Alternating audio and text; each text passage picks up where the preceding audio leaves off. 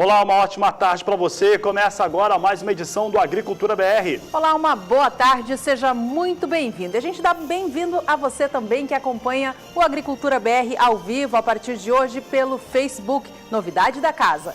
Tá certo, estamos aqui pelo canal do Boi, também pelo Facebook, e você acompanha todos os destaques deste programa da edição de hoje, que vai começar trazendo informações a respeito de como anda a situação de esmagamento de soja e milho nos Estados Unidos. Paraná confirma a quebra de safra na segunda safra de feijão do estado. A produção deve ficar 19% inferior ao que foi estimado no início da temporada. Você vai ter o acompanhamento dos preços praticados com soja no Brasil, especialmente as altas verificadas nos últimos dias, que somaram uma elevação mais forte com os preços praticados nos portos brasileiros.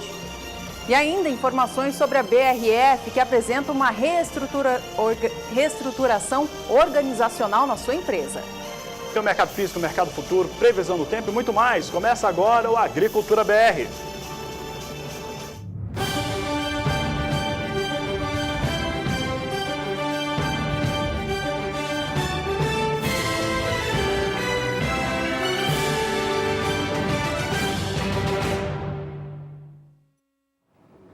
E a gente começa esta edição trazendo uma boa notícia para o setor do milho do Brasil, em especial os produtores da região centro-oeste do país. Isso porque a Conab realiza nesta quinta-feira a primeira rodada de leilões de apoio à comercialização ao milho nos 3 estados e no Distrito Federal, todos na região centro-oeste do país, para ajudar o produtor a receber um valor melhor pela sua produção. Até então, até a semana passada, apenas o estado do Mato Grosso vinha recebendo esse auxílio do governo federal desde o mês de abril para ajudar no escoamento e melhorar o preço.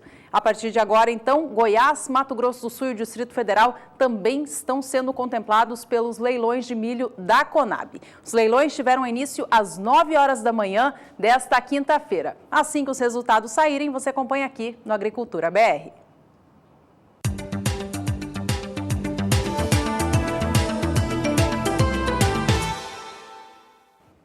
A Agricultura BR começa os destaques com soja. Antes de falar de preços praticados no país, lembrando a produção brasileira e também a expectativa de exportação dos órgãos oficiais. Eu ressalto que esses números passam a ser agora atualizados nesse começo do mês de julho, tanto por Conab, IBGE e Departamento de Agricultura norte-americano. Então veja conosco aqui, ou reveja os números que foram atualizados em junho pelos órgãos oficiais. Conab com expectativa de 113.920.000 toneladas, Departamento de Agricultura americano com 114 milhões de toneladas e IBGE 113.870.000 toneladas. Aqui é a previsão de produção para o Brasil. Esses dados hoje, eles estão bastante próximos e muito próximos à realidade, até porque a colheita de soja no Brasil já foi encerrada e mesmo as empresas privadas que fazem esse tipo de consultoria e levantamento já não têm apresentado equações diferentes desta que você acabou de ver. E a gente vem sempre frisando aqui no Agricultura BR que desde esses últimos números que foram apresentados por órgãos oficiais, os números mais interessantes para o produtor de soja brasileiro passaram a ser os da Conab. Isso porque a companhia trouxe uma estimativa de produção menor que o do Departamento de Agricultura dos Estados Unidos e um número de exportação maior, trazendo, portanto, uma maior competitividade no cenário esperado para a soja no Brasil. Vamos rever os números de exportação agora. Veja que a Conab projeta que o Brasil envia ao exterior, na temporada 16-17, 63 milhões de toneladas do grão. Já o Departamento norte-americano projeta exportações em 62 milhões e 400 mil toneladas. Os dados oficiais aqui do Brasil, portanto, seguem sendo melhores para o cenário nacional. Esses números em relação à produção, exportação, demanda geral sobre a soja brasileira, somado à movimentação da oleaginosa da soja na Bolsa de Chicago e o dólar comercial aqui no Brasil, tem dado um fôlego muito importante para os negócios no país. Os últimos dias, os últimos pregões em Chicago têm tido registro de valores melhores, apesar que nesta quinta-feira teve aí uma certa correção negativa para os negócios, mas vindo com um acumulado muito interessante de ganhos, o que faz com que os preços nos portos brasileiros sejam bem mais interessantes. Vejam aqui os números, nós trazemos aqui o destaque para o indicador de soja no porto de Paranaguá. Os últimos 30 dias tem uma alta de quase 7%. No dia 5 de junho, o valor médio era de R$ 69,20 por saca de 60 quilos. Já no dia 20, esse valor chegava a R$ 70,50 por saca. Dia 28 de junho, R$ 69,50 a saca de 60 quilos. No dia 30, esse valor alcança R$ 71 e agora em 6 de julho, R$ 74 a saca de 60 quilos é o valor de referência em Paranaguá, trazendo uma alta importante no acumulado de 30 dias. O preço pago pela soja no Porto de Santos também melhorou bem da semana passada para essa. Veja quanto vem negociada a saca do grão nestes últimos dias, a R$ 73. No acumulado de um mês tem uma alta de 5,80%. A gente relembra que no dia 5 de junho, o preço médio da soja no Porto de Santos era de R$ 69 a saca. Em meados do mês subia para R$ 70 e voltava a cair no finzinho. No dia 26 de junho era cotada a R$ 68,50. Julho começou com elevação no preço aqui no Brasil, influenciado pelo dólar fortalecido frente ao real e também pela soja em Chicago, que subiu bem. No dia 3 de julho, segunda-feira desta semana, cotação da soja no Porto de Santos já era de R$ 71,50 a saca. Nesta quinta-feira, dia 6, veja só como sobe, já vem para R$ 73, elevação de quase 6% em 30 dias. Por aqui, a Agricultura BR destaca o relatório que foi apresentado nesta última quarta-feira, que mostrou o acompanhamento de lavouras nos Estados Unidos. Esse relatório normalmente é apresentado na segunda-feira, entretanto, como na terça era feriado de 4 de julho, os dados de segunda-feira não foram apresentados, o expediente acabou antes, enfim, apresentado nesta última quarta-feira. E com um dado importante, isso porque piorou a situação das lavouras norte-americanas, e isso é muito bom. A situação das lavouras norte-americanas tiveram queda. A soma total agora, entre as que estão em boas e excelentes condições, foram reduzidas. Essa redução, ela fica aí na casa de 2 pontos percentuais, que parece pouco, mas é uma queda naquelas que estão em boas e excelentes condições e uma ampliação naquelas que estão em condições ruins ou muito ruins. É o que a Agricultura BR mostra agora, mostrando essa situação de desempenho das lavouras americanas até o último domingo, portanto, 2 de julho. Veja só, as que estavam em excelentes condições, teve até uma melhora. Subiu de 12% para 13%, portanto, alta de 1 ponto percentual. As em boas condições é que caíram de 60% para 57%. Portanto, aqui uma redução, compensou aqui na excelentes, total aqui entre o que está bom e excelente chega agora a 70%. Em médias condições, 23%, e o relatório trouxe ainda 5% das lavouras norte-americanas de soja em condições ruins e 2% em condições ruins. Então, aquelas que estão em condições ruins, aumentou 1 ponto percentual, foi para 5%. Muito ruins, vem para 2% e com isso 1 ponto percentual de elevação. A Agricultura BR mostra agora um outro dado importante do Departamento de Agricultura norte-americano que mostrou o esmagamento de soja nesta última quarta-feira. O relatório mostrou a movimentação de maio em relação àquilo que aconteceu em abril e também ao mesmo período do ano passado. Olha só, dados aqui apresentados, antes, né, trazendo as lavouras da soja que estão emergindo, nós trazemos aqui 98% delas até 2 de julho de dia 17. Você observa que 98% estavam já emergindo, é o mesmo número do ano passado e a média de 2012 até 2016 é de 95%, portanto, vem igual ao último ano, aí as lavouras emergindo de soja, ou 3 pontos percentuais acelerado frente à média dos últimos 5 anos. Agora sim eu falo desse outro relatório. Esse outro relatório mostra esmagamento de soja. Esmagamento de soja nos Estados Unidos no mês de maio. Houve uma melhora em relação a abril, ainda está mais baixo em frente ao que acontecia o ano passado, mas já tem uma retomada. Vamos ver aqui esses dados. Esses dados aqui são interessantes, é um relatório que já não é tão comum da gente trazer aqui. Observe que nós temos aqui antes aquelas lavouras de soja florescendo nos Estados Unidos em 18%, um pouco menos do que tinha no ano passado, em 20%, e a média dos últimos 5 anos em 17%. Esses são os dados que nós trazemos em relação aos Estados Unidos para as lavouras de soja. Aqui nós mostramos o que vem acontecendo com as lavouras que estão florescendo com a oleaginosa e mostra um bom desempenho. Aí a Juliana agora sim mostra como é que vem a soja sendo esmagada nos Estados Unidos.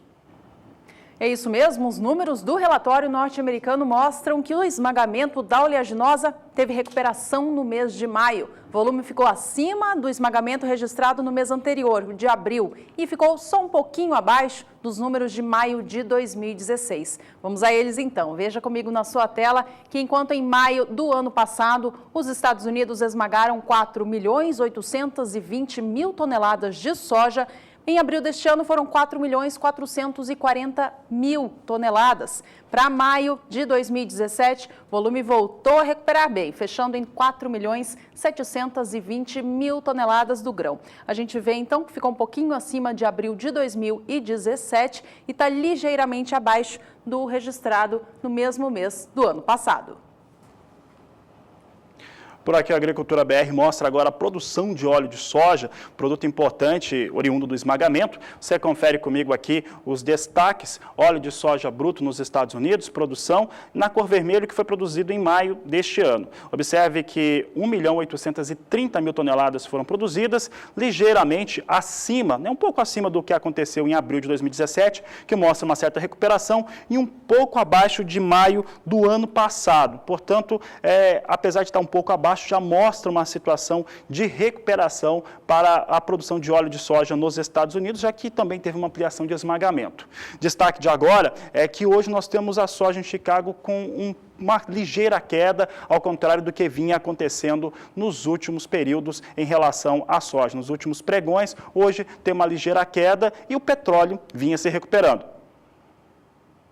Vamos falar então do clima nos Estados Unidos. É ele que tem ditado o sobe e desce da soja na Bolsa de Chicago. Em especial nos últimos dias, o movimento de alta, que tem impactado até nos preços aqui no Brasil.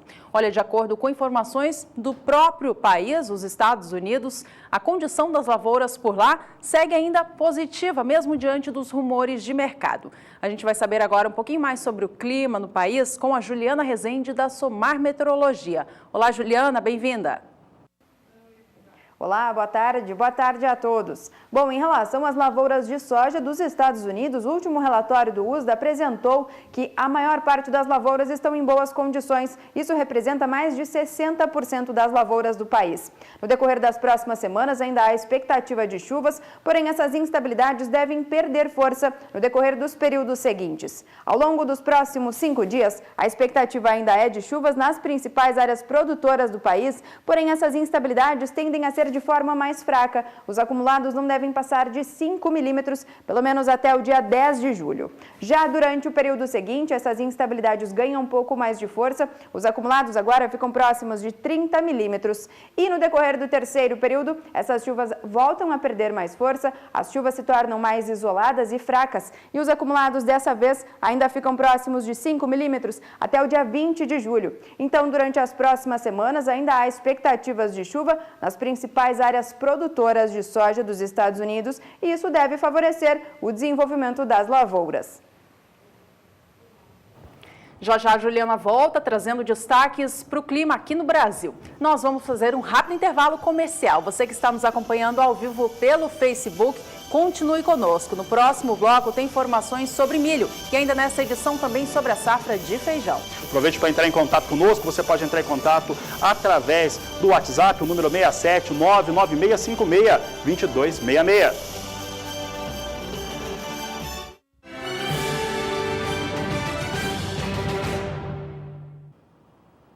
Estamos de volta. Bem-vindo a você que chegou agora por aqui, está acompanhando a Agricultura BR ao vivo, seja pela antena parabólica, pelo site do SBA ou também a partir de hoje pelo Facebook. Neste bloco a gente começa falando sobre milho e sobre o clima seco que tem predominado no interior do Brasil, favorecendo a atividade de colheita da segunda safra do cereal. A Juliana Rezende, da Somar Meteorologia, volta ao programa agora, conta pra gente como que fica então o clima nas regiões produtoras, em especial no Centro-Oeste. Ela fala dentro do quadro Agroclima. Em situação semelhante a um bloqueio atmosférico nas áreas do centro e sul do país, o tempo seco é que tem predominado, o que tem favorecido principalmente aquelas lavouras que estão em fase de colheita, especialmente as lavouras de milho segunda safra. Na região centro-oeste, as atividades no campo já vêm acontecendo e agora no Mato Grosso do Sul, apenas 2% das áreas produtoras é que já foram colhidas. Agora, já na região do Mato Grosso, especialmente na região de Diamantino, as atividades no campo já avançaram e acabaram já colhendo 40% das lavouras. No decorrer dos próximos 5 dias, o predomínio ainda é de tempo seco no centro-oeste. Até o dia 10 de julho não há expectativa de chuva. Esse tempo mais seco também deve se manter até pelo menos o dia 15 de julho. O tempo ainda segue seco e firme e o sol ainda predomina. No decorrer do terceiro período é que volta a chover ainda de forma mais isolada e também fraca, especialmente no extremo sul do Mato Grosso do Sul até o dia 20 de julho. Mas nas áreas restantes da região centro-oeste, o tempo ainda deve seguir mais firme e com predomínio de sol. Esse tempo mais seco no decorrer das próximas semanas na região centro-oeste acaba beneficiando o andamento das atividades de colheita das lavouras de milho segunda safra. E esse bom resultado do campo, que é confirmado agora nas atividades de colheita dessa super safra de milho do Brasil, tem um reflexo negativo, o do mercado. O preço do cereal vem em queda em todo o país diante dessa safra muito positiva. A gente vai acompanhar agora como estão os valores na região centro-oeste do Brasil, começando pelo estado de Goiás, que o que vem acontecendo nos últimos 60 dias. Veja que é uma queda de 10% no preço do milho negociado no estado goiano. No dia 5 de maio, cotação média estadual era de R$ 20 a saca. Veio para R$ 19,00 no dia 5 de junho, um mês depois. Permaneceu assim até meados do mês e no finzinho de junho registrou nova baixa, fechando no dia 26 do mês a R$ 18,50. Mês de julho começa com nova baixa de preços para o milho em Goiás. Nesta quinta-feira, dia 6 de julho, vem a R$ 18,00 a saca, já abaixo do valor mínimo estabelecido pelo governo federal para este estado. Já a gente fala mais sobre este assunto, a gente continua vendo agora cotação do milho em outros estados produtores do centro-oeste do país. O destaque agora é para Mato Grosso do Sul, que no acumulado desses últimos 60 dias também registra queda expressiva no valor do cereal. Quase 15% de desvalorização. Veja como cai o preço do milho no estado sul-mato-grossense. Sai de R$ 20,25 a saca no dia 5 de maio, já perde o suporte de R$ 20,00 no início do mês de junho e começa julho com nova baixa a R$ 17,25 a saca. Essa cotação é a da data atual do dia 6 do mês. Vamos agora saber como andam os preços no estado do Mato Grosso, maior estado produtor do cereal do Brasil. Os valores por lá têm uma referência menor de preços diante da grande produção. Veja comigo então na sua tela. Preço do milho no estado do Mato Grosso cai quase 20% no acumulado de 60 dias. No dia 5 de maio, a cotação estava em R$ 17,00 a saca. O mês encerra com valores já a R$ 15,50. Em meados de junho, cotação do milho no Mato Grosso já era de R$ 15,00 a saca. Julho começa com nova queda, dia 1º, R$ 14,50. E nesta quinta-feira, dia 6 do mês, vem para R$ 13,75 a saca, cotação despencando diante de uma superprodução.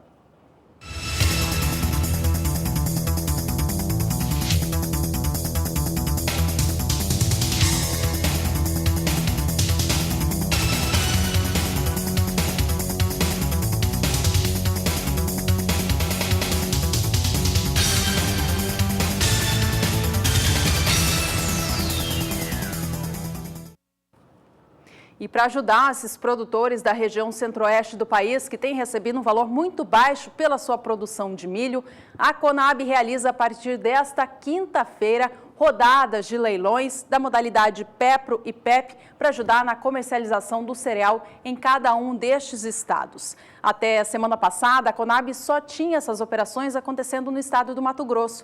Nesta semana, Mato Grosso do Sul, Goiás e também o Distrito Federal começam a ser contemplados pelos leilões de apoio à comercialização promovidos pela Conab. Eles começaram às 9 horas da manhã desta quinta-feira, dia 6 de julho, e prometem elevar a cotação do cereal em cada uma das localidades, porque causa uma movimentação maior no mercado, mais milho sendo comercializado, e isso tende a trazer fluidos positivos. A gente acompanha agora o que esse leilão da Conab vai ofertar. Veja que em relação ao leilão da modalidade PEPRO, que é aquele que paga um prêmio ao produtor rural que escoa a sua produção por meio dos editais da Conab para regiões que estão necessitadas, serão ofertadas 720 mil toneladas do cereal, sendo 240 mil para o estado do Mato Grosso, 240 para Mato Grosso do Sul e outras 240 mil toneladas divididas entre os estados de Goiás e o Distrito Federal.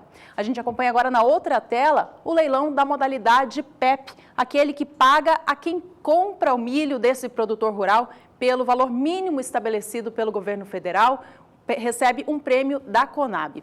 Este leilão da modalidade PEP vai ofertar 180 mil toneladas do cereal, sendo 60 mil para Mato Grosso, 60 mil para Mato Grosso do Sul e 60 mil toneladas para Goiás e também o Distrito Federal. Esses leilões, portanto, têm como objetivo subir o preço da cotação em cada um dos estados produtores. Olha, apenas o Distrito Federal, na região centro-oeste do país, ainda tem um valor de comercialização que está acima do preço mínimo estabelecido pelo governo federal. Os demais estados estão com valor abaixo. É isso que a gente acompanha agora na tela. Veja que nas cores em verde, você acompanha o estado do Mato Grosso apenas em destaque. O valor mínimo para o estado é de R$ 16,50 a saca. O mercado, por lá hoje em dia, como a gente já viu, tem pago o valor de R$ 13,75. O valor mínimo para o Distrito Federal, Goiás e Mato Grosso do Sul é de R$ 19,21 a saca. Apenas o Distrito Federal tem um valor acima, atualmente praticado em R$ 22,00 a saca. Os demais estão abaixo disso.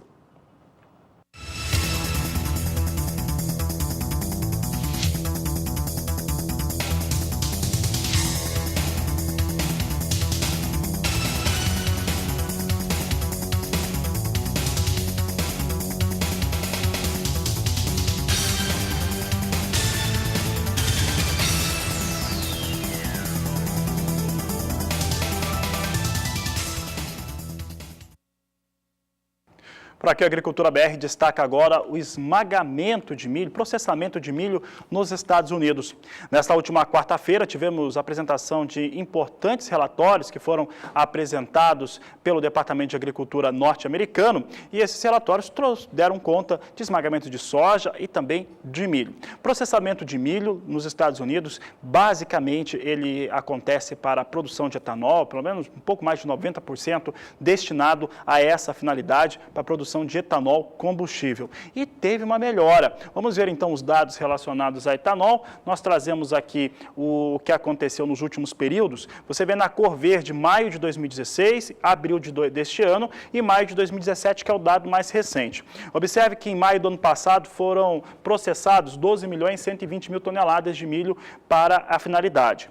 Em abril deste ano, 12.510.000 toneladas. E agora em maio, 12.900.000 toneladas. Houve um aumento mesmo do processamento de milho, de acordo com os dados que foram apresentados pelos norte-americanos nesta última quarta-feira. Em relação à situação das lavouras norte-americanas de milho, nada mudou. Nas condições de lavoura do cereal, nas áreas de produção, nos estados produtores daquele país, ficou tudo igual. Vamos ver então os dados aqui. Nós trazemos os dados para milho nos Estados Unidos. 16% seguem em excelentes condições, 59% em boas condições, 20% em médias condições, de acordo com o Departamento de Agricultura dos Estados Unidos. O relatório trouxe ainda 4% das lavouras de milho em condições ruins e 1% em condições muito ruins, de acordo com os números apresentados nesta quarta-feira.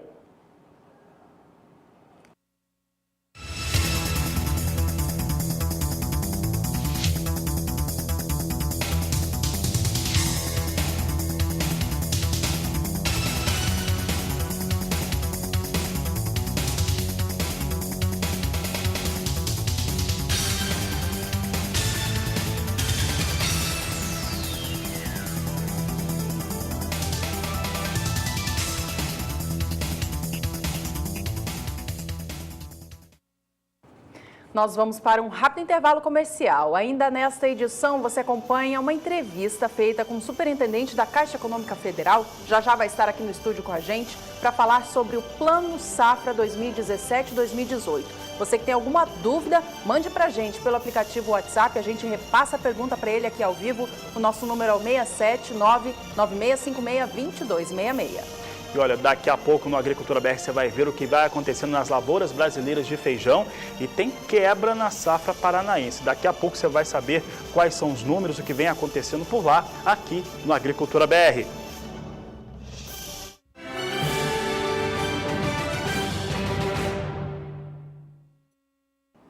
E as lavouras de feijão de segunda safra no estado do Paraná já estão em fase final de colheita, chegando aí a 98%. Nós vamos saber agora como é que fica a previsão do tempo Paraná, agora para esse final da colheita de segunda safra de feijão, com a Juliana Rezende.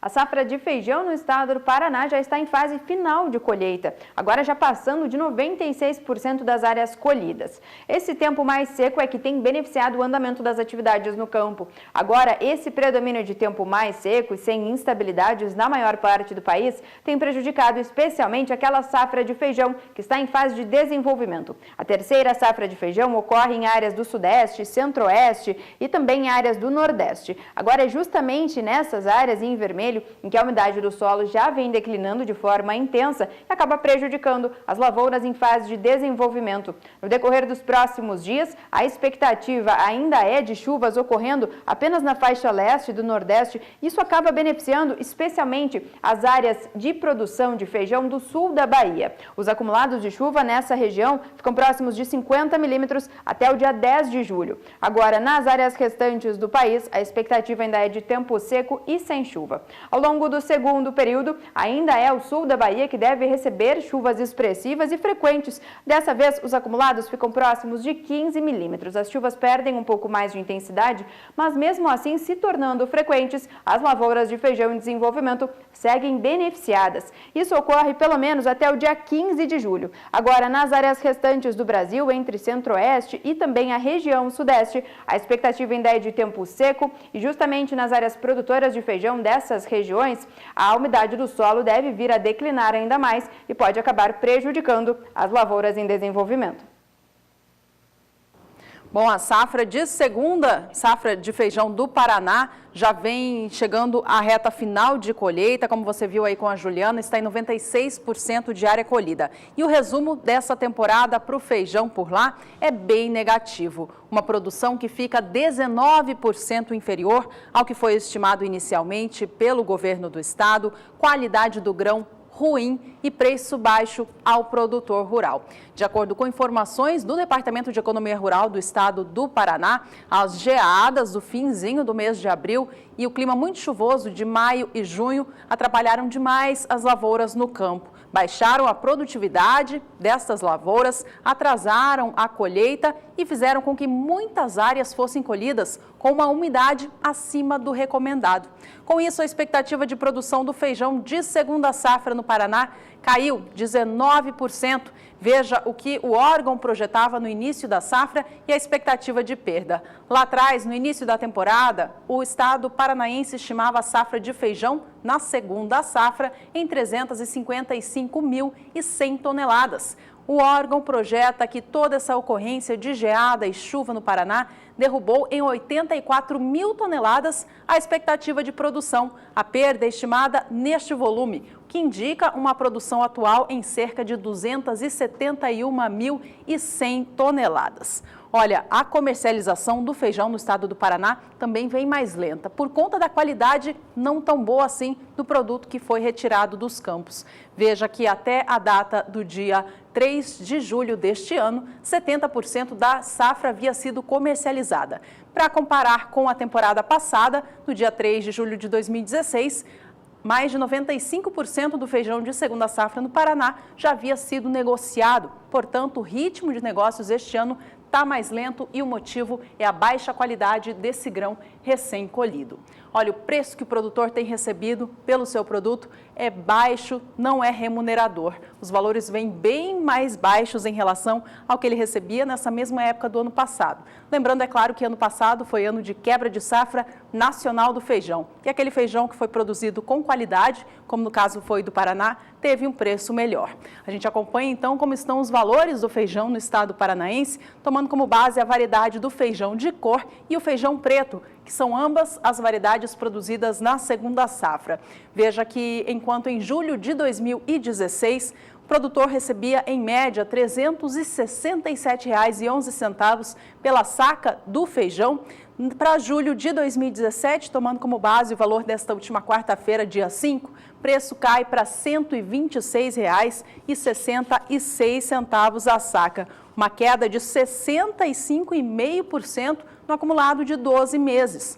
O mesmo acontece para o feijão preto, queda expressiva, neste caso de 40%, saindo de um valor médio em julho de 2016 de R$ 211,44 para R$ 127,43 a saca, preços bem lá embaixo, então, para o produtor de feijão do estado do Paraná. Agora, torcer pela terceira safra que se encontra nos campos.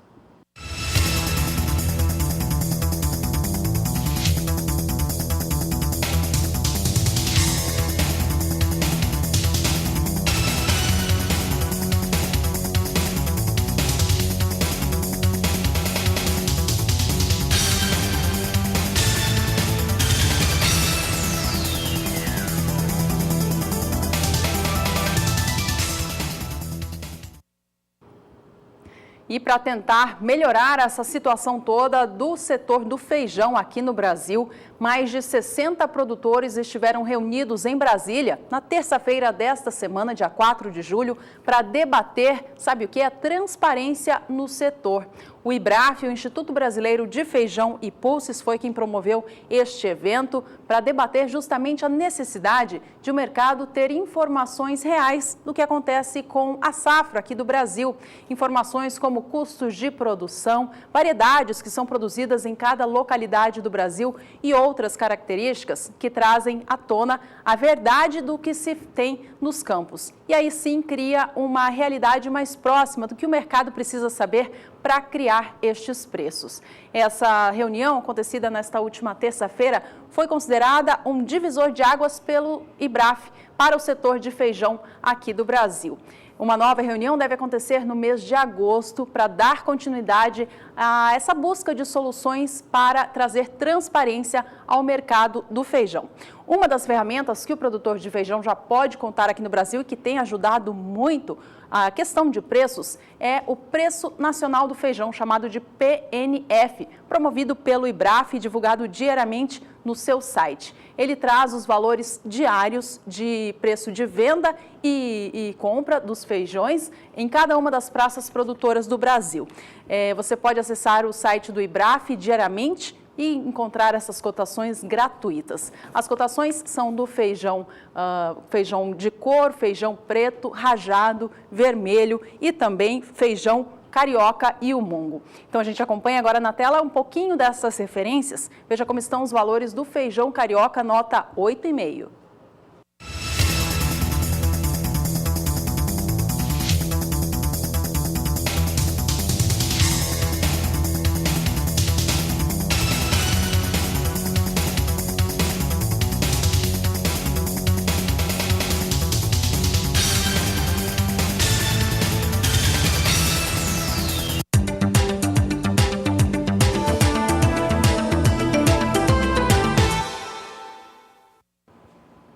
O Agricultura BR destaca agora informações a respeito do mercado de café. Mercado de café que depois dessa semana meio que parada nos Estados Unidos por conta do feriado da terça-feira, teve uma retomada com alta. Vamos saber como é que vem o café agora. Café vinha perto do movimento de estabilidade, agora cai e cai bastante. Temos aqui os últimos registros de negócios para as posições de setembro e dezembro. Setembro perde 1,03%, com negócios a $1,28 mais 65 a libra peso, e dezembro com recuo de 0,93%, $1,32 mais 15 por libra peso. Assim vem os negócios com o café arábica na Bolsa de Nova York, devolvendo a alta que foi registrada nesta última quarta-feira. No mercado físico do Brasil, o preço do café arábica tem registrado alguns ganhos diários depois de ter fechado o mês de junho em situação negativa. A gente acompanha na tela agora, então, o que o CPEA apurou em relação aos valores praticados no estado de São Paulo. Nesta última quarta-feira, 5 de julho, nova alta foi anotada. R$ 452,52 é o preço praticado pela saca de 60 quilos do grão, classificação tipo 6. Bebida dura para melhor. As cotações neste mês de julho, portanto, já mostram uma nova tendência de alta para o setor do arábica aqui no Brasil. Tem alta de 1,5% no acumulado do mês, em reflexo desse ano de bienalidade negativa, ou seja, de uma produtividade menor dos cafezais. Safra este ano é estimada em 45,5 milhões de toneladas, somando tanto arábica quanto conilon.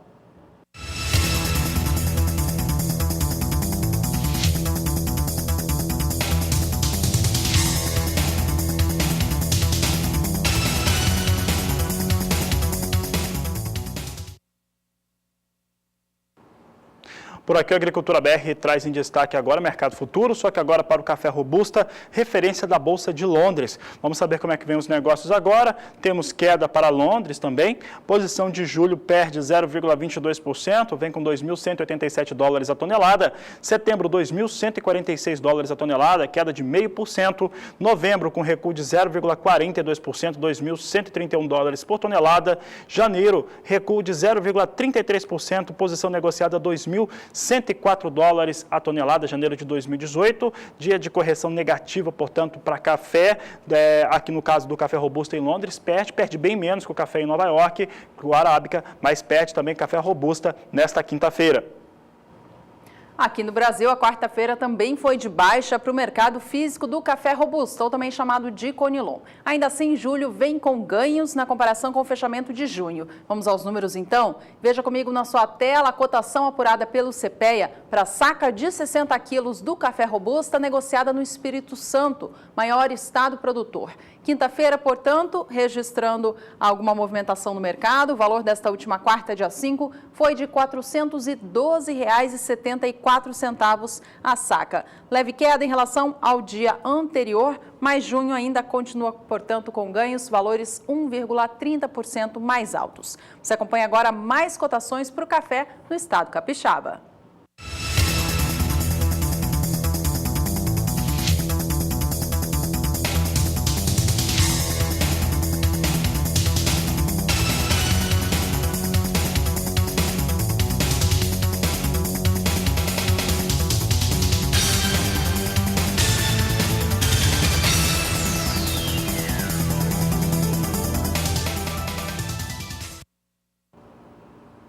No próximo bloco, a gente fala um pouquinho sobre o Fundo Rural. Já faz 3 meses desde que esse assunto está rondando o setor agropecuário do país e ainda não tem uma decisão feita.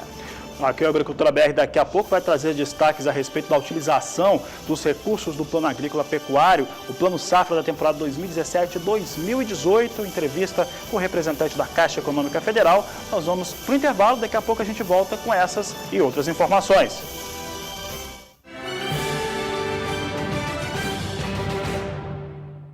E 3 meses após ser decidido pela constitucionalidade da cobrança do Fundo Rural, ainda há muito o que se discutir e muito o que ser visto em relação a essa cobrança, o que traz uma série de insatisfações em torno de quem tem que fazer esse recolhimento e principalmente em torno das questões ligadas às alíquotas e aquilo que ficou para trás, o chamado passivo em relação ao Fundo Rural, ao Fundo Rural. Você vai acompanhar agora uma reportagem que mostra exatamente essa situação. São quase 100 dias de indefinição. Desde que o Supremo Tribunal Federal derrubou a liminar que impedia a cobrança, deputados, senadores e técnicos da Receita Federal tentam chegar a um acordo sobre os valores finais. Olha, está faltando um acordo, né? As partes se entenderem, achando que está bom, o governo tem uma posição, a área da indústria, das empresas tem outra proposta e os produtores também têm outra proposta. O que nós estamos fazendo? Tentando intermediar através da frente e, por isso, nós estamos pedindo a proposta oficial de cada setor. Vamos passar para o governo e o governo vai tomar a decisão de emitir essa medida provisória. Mais tardar na quinta-feira sai essa medida provisória. Está muito enrolado. São dezenas de reuniões que nós já participamos e ainda não tem uma definição, né? E, logicamente, a trava que a Receita Federal está fazendo nesse processo. E se vier mais a conta do Fundo Rural salgada como ela está, sem condições dos produtores e das empresas honrarem esse compromisso, vai ser um outro abacaxi para o único setor que está dando certo para o Brasil. O setor produtivo também está ansioso. A maior preocupação é com o recurso do Plano Safra, que só pode ser liberado para quem não está inadimplente na rede bancária. Ela traz mais um endividamento, tanto para o produtor quanto aos clientes do produtor, sejam empresas que recebem os grãos, sejam frigoríficos. E quando acontece isso, as discussões elas se prolongam ao longo do tempo e não se chega a uma solução. Então, a frase que a gente está usando, quando não se tem solução, solucionado está. Talvez a gente vá precisar da medida provisória, como temos falado aqui nos últimos 60 dias, para que o produtor não fique na inadimplência simplesmente, porque a partir de 7 de abril, quando saiu a ata da votação do Supremo Tribunal Federal, é passível de que a qualquer momento desse 7 de abril para cá sejam derrubadas todas as nossas liminares e se nós não liquidarmos a dívida em 30 dias com multa, correção, toda aquela questão da inadimplência, nós entramos na inadimplência e aí sim, aí os créditos do Plano Safra que iniciou agora no dia 1º de julho, o produtor fica sem poder acessar. A Receita Federal quer cobrar 4% do valor da dívida do Fundo Rural. A bancada ruralista briga por uma alíquota de 1%. A medida provisória deve ser publicada até sexta-feira. Odacil Canepa para o SBA.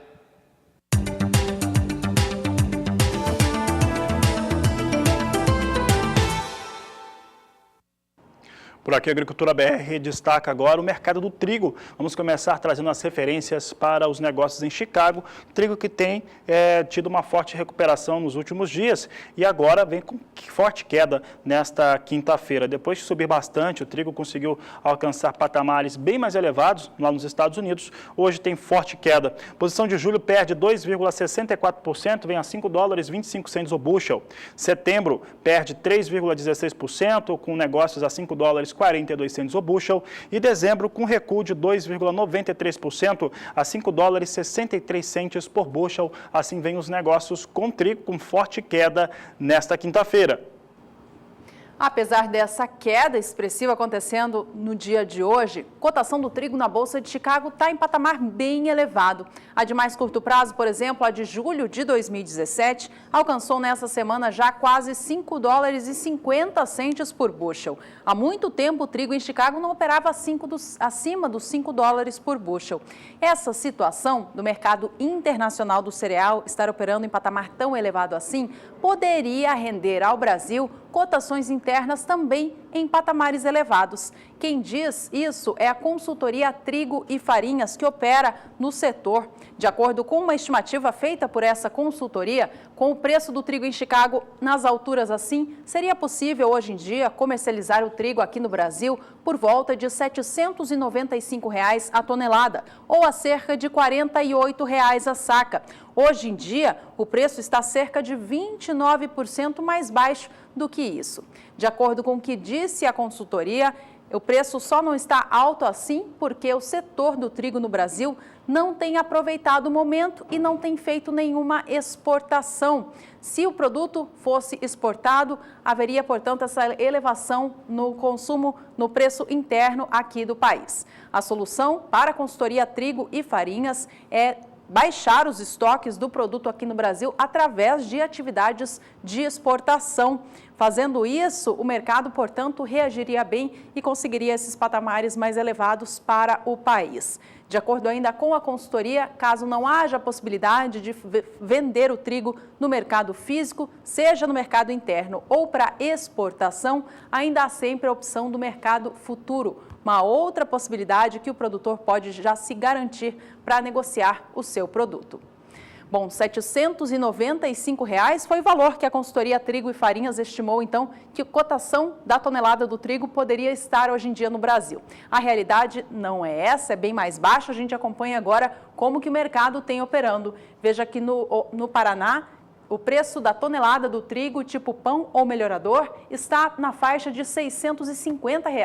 Esta última quarta-feira, 5 de julho, registrou o preço de R$ 656,53. Foi sim mais um dia de elevação. Os valores no acumulado de julho já têm altas de 1,99%, mas ainda assim, de acordo com a consultoria, poderia estar muito melhor caso o setor aproveitasse o momento e exportasse o cereal. Bom, no estado do Rio Grande do Sul, mês de julho também vem registrando ganhos, mas o patamar é mais baixo ainda. Preço do trigo brando por lá está em R$ 603,69. Acumulado do mês vem com ganhos próximos a 0,5%, somando junho, que já vinha também com elevação. A gente segue vendo preços para o trigo agora no Brasil. Em destaque, os municípios produtores do Paraná.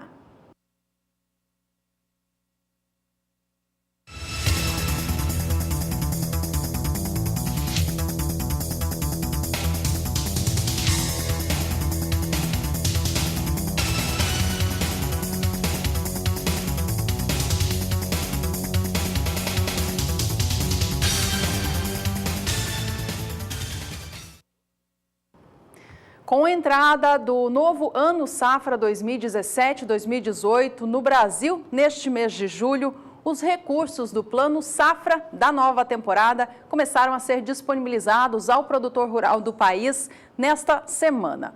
De acordo com as informações divulgadas pelo governo federal em junho deste ano, o novo Plano Safra tem o maior volume de recursos da história e taxas de juros menores na comparação com o ano anterior.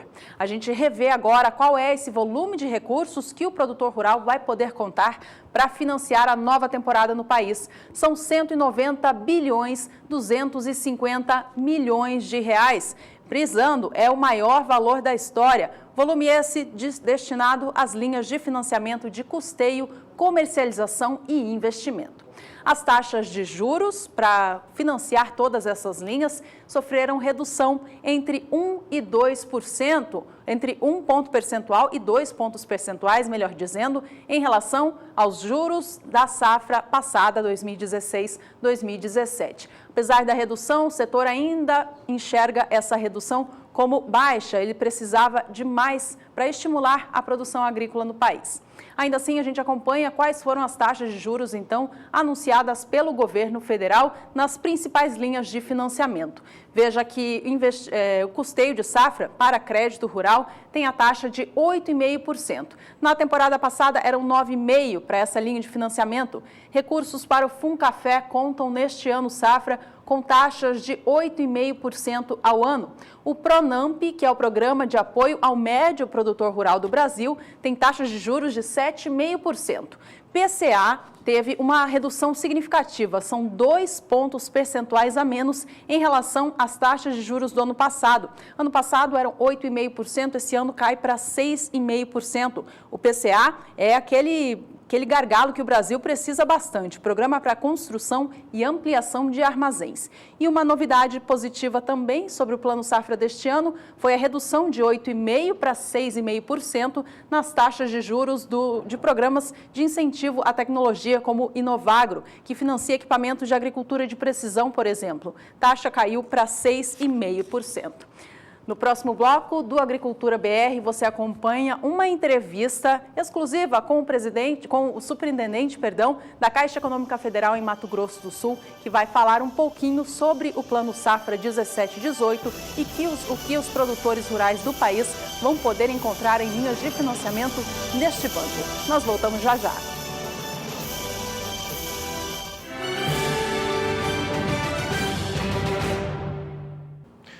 E o Agricultura BR, a partir de agora, destaca mais uma vez o Plano Agrícola Pecuário da campanha 2017-2018 em relação a recursos e taxa de juros que serão praticadas. É o que você acompanha na entrevista.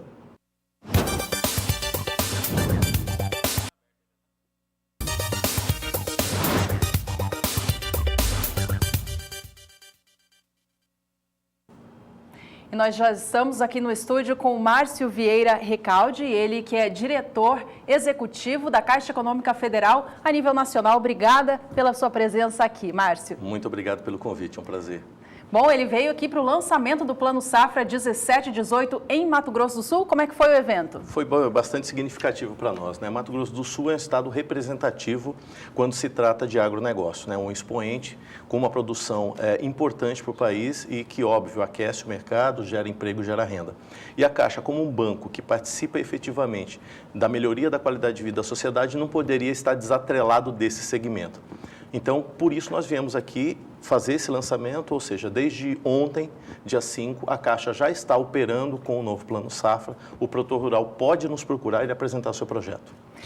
Márcio, em relação a essa atuação no país, a Caixa Econômica está aí há 3 anos, ou há 3 temporadas, atuando com o recurso agrícola, o recurso para o produtor rural. Qual que é o perfil desse produtor? Como é que esse produtor rural que tem buscado esse financiamento via Caixa Econômica? É isso mesmo. Nós entramos com um projeto piloto no Plano Safra 13 e 14, mas a partir do Plano Safra 14 e 15 nós passamos a operar no Brasil todo, expandindo nossa operação.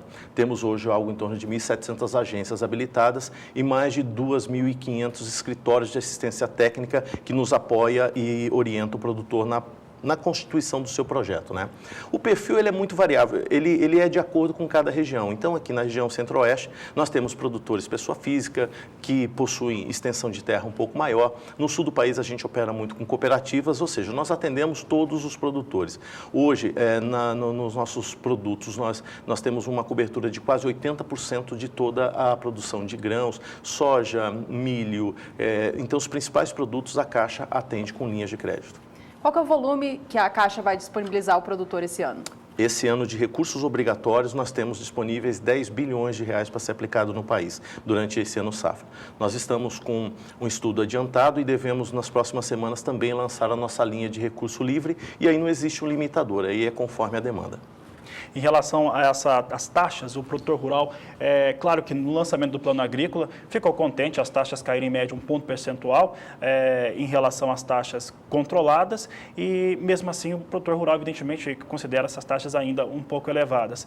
Em relação a essa tomada, essa consulta, ela já ocorre hoje, Márcio, por parte do produtor, tivemos a abertura nessa semana, o produtor rural, através dos seus projetos, aqueles que já estavam apresentando, principalmente para quem precisa fazer aí essa equação da safra que vai começar lá em setembro, começa a ir para o chão, principalmente de soja em setembro, ele já começa a ter esse tipo de consulta em relação à taxa de juros e também os condicionamentos em relação à tomada de crédito? É normal e a gente até orienta o produtor rural a antecipar esse movimento e fazer um planejamento mais adequado. Quanto mais tempo ele antecipar a tomada do crédito, a compra do insumo, melhor ele planeja toda a safra dele.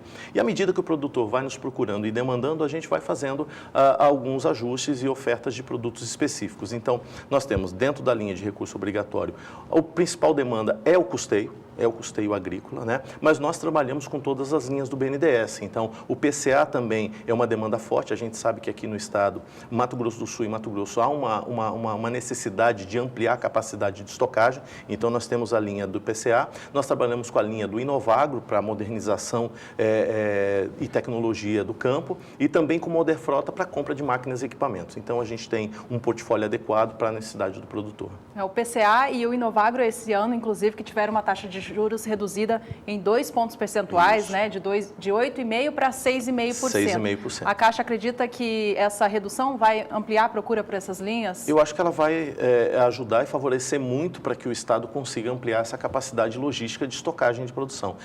Existe uma perspectiva de uma safra recorde, né? Nós estamos vendo tanto no Mato Grosso quanto no Mato Grosso do Sul um volume muito grande da safrinha e a safra verão deve vir com bastante força também. E é óbvio que o produtor precisa ter um lugar adequado para guardar. E essa linha, com essa taxa de juros e condições e prazos adequados, eu acho que é uma oportunidade que o produtor não deve perder. Márcio, o que mudou de quando fizeram, né, a Caixa Econômica entrou a primeira vez em relação, primeiro ao experimento, depois do primeiro ano para valer, em relação agora, né, essa temporada já de 2017, 2018, em relação à atuação direta com o agronegócio? Para a Caixa Econômica, que é muito tradicional em outros financiamentos, é a mais tradicional quando a gente fala de habitação, por exemplo, mas agronegócio é relativamente novo para o banco. Relativamente novo, é um mercado novo e que tem características próprias. Mas nós percebemos e entendemos nesse período que o principal, o fundamental para o produtor, ele tem um processo simples na tomada desse recurso, um processo desburocratizado e com velocidade, porque o tempo dele é muito limitado. Ele tem o tempo certo para plantar e ele tem o tempo certo para colher. Então, a gente aprendeu muito com o produtor e principalmente com o apoio dos escritórios de assistência técnica, o dinamismo desse mercado. E isso facilita. A Caixa hoje tem um projeto chamado Custeio Simplificado, que até R$500 mil, o projeto ele é aprovado online na agência. Não precisa ir para uma mesa de engenheiros nossos para avaliar o projeto. Então, o nosso assistência técnica, chegando com o projeto na agência e valor de até R$500 mil, ele pode sair com a aprovação na hora. Isso facilita muito para o produtor se organizar. Certo. A Caixa, o que ela tem sentido já nesse início de nova safra do produtor rural? Ele está entusiasmado com o novo plano, com a expectativa de produção? Qual que é o sentimento que vocês já têm tido? Bom, a expectativa é extremamente positiva. Como eu disse, há uma expectativa de uma safra recorde, né? E a gente já vê um movimento do produtor que estava aguardando essa redução de taxa. Nos últimos anos, como nós vínhamos num movimento de aumento de taxa, a maior procura ela se dava nos meses de maio e junho, ou seja, para aproveitar o final do ano safra e com isso garantir uma taxa mais barata. Acho que duas mudanças significativas vão trazer um movimento maior. O primeiro é que a taxa reduziu efetivamente, ou seja, o custo baixou. E o segundo, que o limite do custeio de 3 milhões, até o ano safra anterior, ele era dividido por semestre. E agora ele pode tomar esse valor de uma vez só. Então, Mato Grosso do Sul, Mato Grosso, Goiás, o Centro-Oeste, que tem extensões maiores de plantio, produtor com uma capacidade produtiva maior e necessita de um valor maior, já podem fazer uso desse limite já agora de entrada do ano. Entendeu? Então foi uma boa novidade, né? É uma boa novidade. Uma ótima novidade. Márcio, em relação à ocupação dos recursos que a Caixa disponibilizou nas duas primeiras temporadas em que atuou efetivamente com o agronegócio, como é que foi essa ocupação, a tomada de crédito em relação ao que o banco disponibilizou? Não, nós conseguimos aplicar todos os recursos disponíveis nos últimos 3 anos safra, né? A nossa carteira é composta basicamente de custeio agrícola, é a maior parte, chega a ser mais de 60%, e a soja é o principal produto, né? Então, assim, é a característica da região. O Brasil é um grande produtor, se você pegar Mato Grosso do Sul, Goiás, o Centro-Oeste você tem bastante, mas também a gente atua na safrinha de milho, no algodão, então, assim, a gente consegue atender o país todo e de forma bastante positiva. Os retornos que a gente tem recebido dos nossos clientes é um retorno bastante positivo, que nós estamos no caminho certo. Óbvio que temos muito a crescer e melhorar, a Caixa, ela entra nesse mercado para ser mais uma opção para o produtor rural. Nós estamos falando que o governo está colocando 190 bi. É importante que tenha, quanto mais participantes, mais agentes de crédito nesse mercado, você facilita muito para o produtor. E em Mato Grosso do Sul, para a gente finalizar, Márcio, onde que o produtor rural pode encontrar agências de Caixa que estão, né, trazendo esse benefício do Plano Safra? No Mato Grosso do Sul, nós temos aproximadamente mais de 50 agências habilitadas a operar com crédito rural. Então, praticamente em todos os municípios que tem uma agência da Caixa, você pode procurar, que lá você vai ser bem atendido. Tá certo, então, Márcio, quero agradecer a sua participação aqui no Agricultura BR, aqui no Canal do Boi, foi um prazer recebê-lo. Muito obrigado. Obrigada. Obrigado. Bom, a gente segue aqui, você vai poder rever, pessoal que está acompanhando a Agricultura BR, tanto aqui pelo Canal do Boi, também nas mídias sociais, principalmente no Facebook, você pode rever daqui a pouco essa entrevista nas mídias sociais, no YouTube e também aqui no Facebook.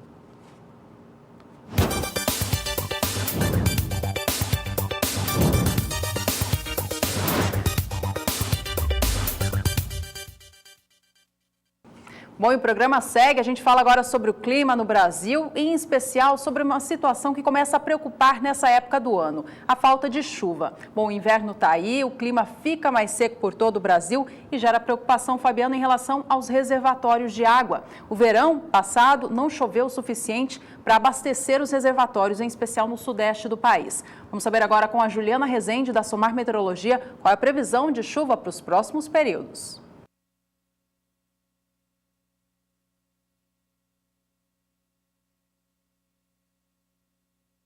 Agroclima, oferecimento Biomatrix, sinal verde para alta qualidade em grão e silagem de milho.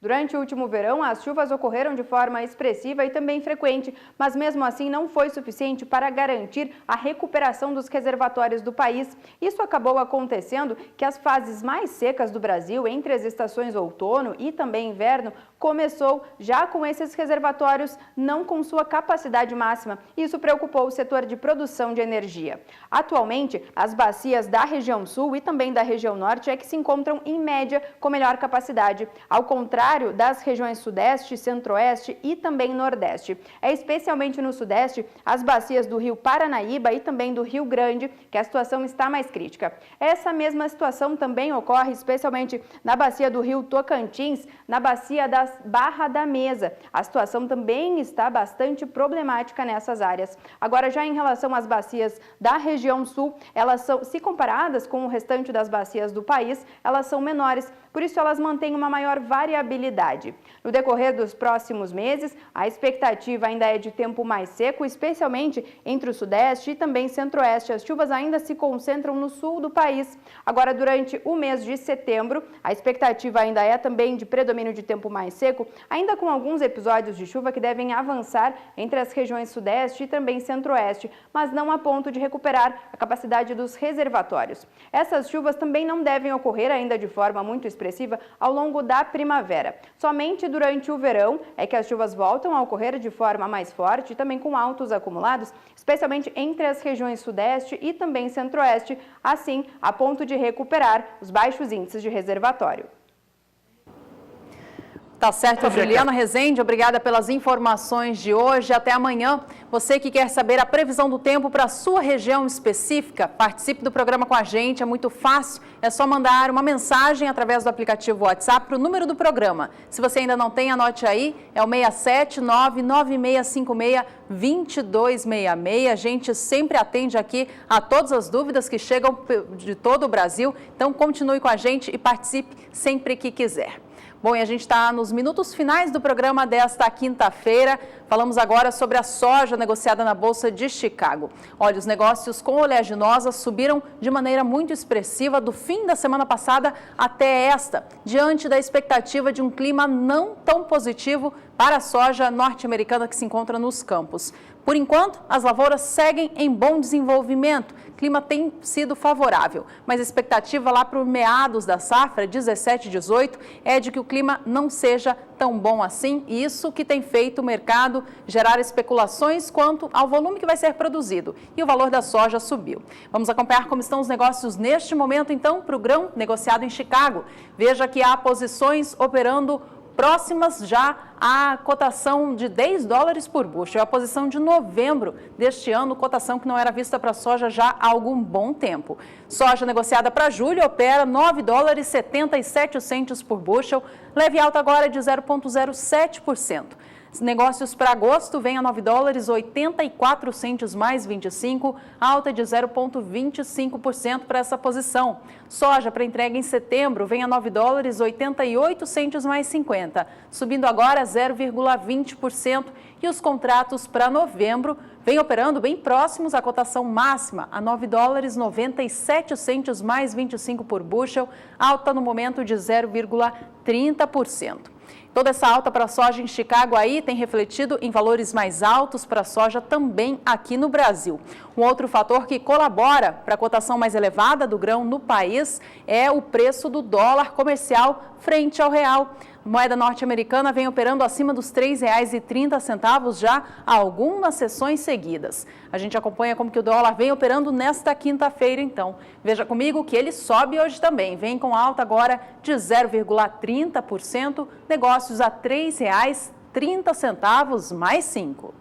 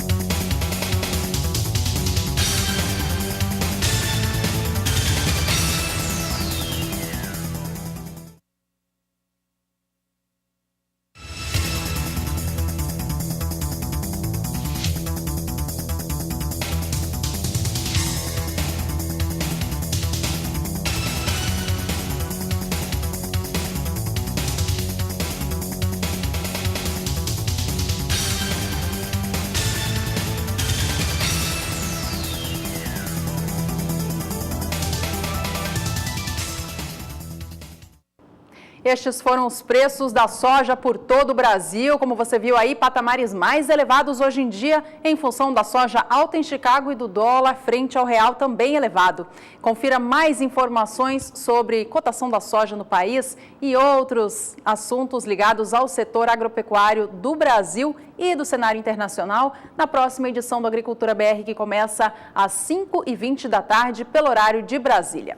Esta edição vai ficando por aqui. Eu agradeço demais a sua companhia, você que esteve com a gente nesta última hora e meia. E esta quinta-feira foi um dia especial porque marcou o lançamento da programação do Canal do Boi ao vivo também pelo Facebook. A partir de hoje você acompanha o Agricultura BR, o Pecuária BR e também o Na Batida do Martelo a partir do Facebook ao vivo também. Você então continue com a gente, seja pela antena parabólica ou também pelo sba1.com. Estaremos sempre aqui trazendo as últimas notícias do agro para você. Até a próxima!